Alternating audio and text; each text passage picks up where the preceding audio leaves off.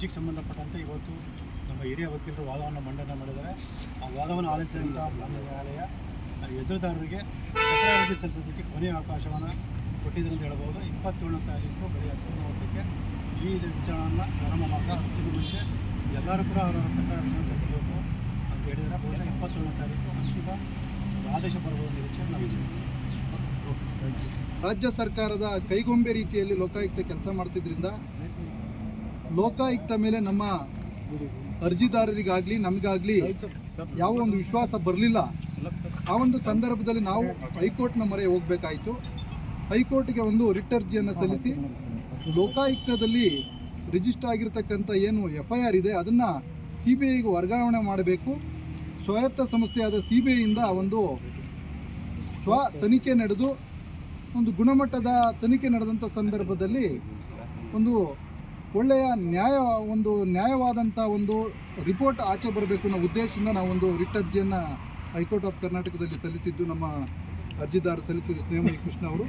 ಅದು ಇವತ್ತು ಒಂದು ಪ್ರಕರಣ ಇವತ್ತು ಹಿಯರಿಂಗಿಗೆ ಧಾರವಾಡ ಹೈಕೋರ್ಟ್ ಆಫ್ ಕರ್ನಾಟಕದಲ್ಲಿ ಜಸ್ಟಿಸ್ ನಾಗಪ್ರಸನ್ನ ಅವರ ಮುಂದೆ ಬಂದಿತ್ತು.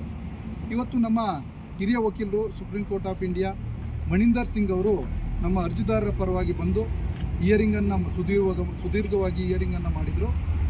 ಕೋರ್ಟ್ ಎಲ್ಲ ವಾದವನ್ನು ಆಲಿಸಿದ ನಂತರ ಅದರ್ ಸೈಡ್ ಅವರು ಈ ಮೈನ್ ಪಿಟಿಷನ್ಗೆ ಇವತ್ತು ಅಬ್ಜೆಕ್ಷನ್ನ ಫೈಲ್ ಮಾಡಿರ್ತಕ್ಕಂಥದ್ದು ಆ ಕಾಪಿಗಳನ್ನು ನಮಗೆ ಬೆಳಗ್ಗೆ ಸಲ್ಲಿಸಿರ್ತಕ್ಕಂಥದ್ದನ್ನು ನಾವು ರಿಸೀವ್ ಮಾಡ್ಕೊಂಡಿದ್ದೀವಿ. ನಾವು ಈಗಾಗಲೇ EDಯನ್ನು ಅದರಲ್ಲಿ ಇಂಪ್ಲೀಡ್ ಮಾಡಬೇಕು ಅಂತೇಳಿ ಒಂದು ಇಂಪ್ಲೀಡ್ ಅಪ್ಲಿಕೇಶನನ್ನು ಕೂಡ ಹಾಕಿದ್ದು, ಅದಕ್ಕೂ ಕೂಡ ಅಬ್ಜೆಕ್ಷನ್ಸು ಮತ್ತು ಮೈನ್ ಪಿಟಿಷನ್ಸ್ಗೆ ಅಬ್ಜೆಕ್ಷನ್ ಹಾಕಬೇಕು ಅಂತೇಳಿ ಕೋರ್ಟು ಈ ಒಂದು ವಿಚಾರಣೆಯನ್ನು 26ಗೆ ಫೈನಲಿ ಹಿಯರಿಂಗ್ ಮಾಡಬೇಕು ಅಂತೇಳಿ 27ಗೆ ಫೈನಲಿ ಹಿಯರಿಂಗ್ ಮಾಡಬೇಕು. 26 ತನಕ ಏನು ಲೋಕಾಯುಕ್ತ ಇನ್ವೆಸ್ಟಿಗೇಷನ್ ಆಗ್ತದೆ ಆ ರಿಪೋರ್ಟನ್ನು 26 ಕೋರ್ಟಿಗೆ ನೀವು ಕೊಡಬೇಕು ಅಂತಕ್ಕಂಥದ್ದನ್ನು ಲೋಕಾಯುಕ್ತ ವಕೀಲರಿಗೆ ಹೇಳಿದ್ದಾರೆ. 27 ಸುದೀರ್ಘ ವಿಚಾರಣೆ ನಡೀತದೆ. ಒಂದು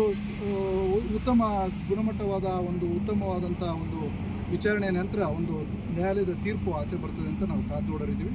26 10ವರೆಗೆ ಮತ್ತೆ ವಿಚಾರಣೆ ಈ ಪ್ರಕರಣಕ್ಕೆ ಸಂಬಂಧಪಟ್ಟಂತೆ 27 ಇದೇ ನ್ಯಾಯಾಲಯದಲ್ಲಿ ಪ್ರಾರಂಭ ಆಗಿರೋದ್ರಿಂದ ಮನಿ ಲ್ಯಾಂಡ್ರಿಂಗ್ ಸಂಬಂಧಪಟ್ಟಂತೆ ಮೂಡಾದಲ್ಲಿ ನಡೆದಿರ್ತಕ್ಕಂಥ ವಿಚಾರಗಳಿಗೆ ED ಈಗಾಗಲೇ ಇನ್ವೆಸ್ಟಿಗೇಷನಲ್ಲಿ ಇನ್ವಾಲ್ವ್ ಆಗಿರೋದ್ರಿಂದ EDನೂ ಇಂಪ್ಲೀಡ್ ಮಾಡ್ತೀವಿ ಅಂತಕ್ಕಂಥದ್ದನ್ನು ಕೇಳಿದ್ವಿ. ಅದಕ್ಕೂ ಕೂಡ ಅವ್ರ ಅಬ್ಜೆಕ್ಷನನ್ನು ರೆಸ್ಪಾಂಡೆಂಟ್ಸ್ ಅವರು ಅಬ್ಜೆಕ್ಷನನ್ನು ಸಲ್ಲಿಸಿದ್ದಾರೆ. ಮೇನ್ ಪಿಟಿಷನ್ಗೂ ಕೂಡ ಅಬ್ಜೆಕ್ಷನ್ ಕೊಟ್ಟಿದ್ದಾರೆ. ಇನ್ನು ಮುಂದೆ ಯಾವುದೇ ಅಬ್ಜೆಕ್ಷನ್ಸನ್ನು ನೀವು ಎಕ್ಸ್ಚೇಂಜ್ ಮಾಡ್ಕೊಳ್ಳಿ ಅಂತೇಳಿ ಫೈನಲಿ 27 ಹಿಯರಿಂಗನ್ನು ಫಿಕ್ಸ್ ಮಾಡಿದ್ರು. ಸೊ ಆನ್ ರೆಕಾರ್ಡ್ ಅಡ್ವೊಕೇಟ್ ಆಗಿ ಇದರಲ್ಲಿ ಮಾಡ್ತಾ ಇದ್ದೀವಿ.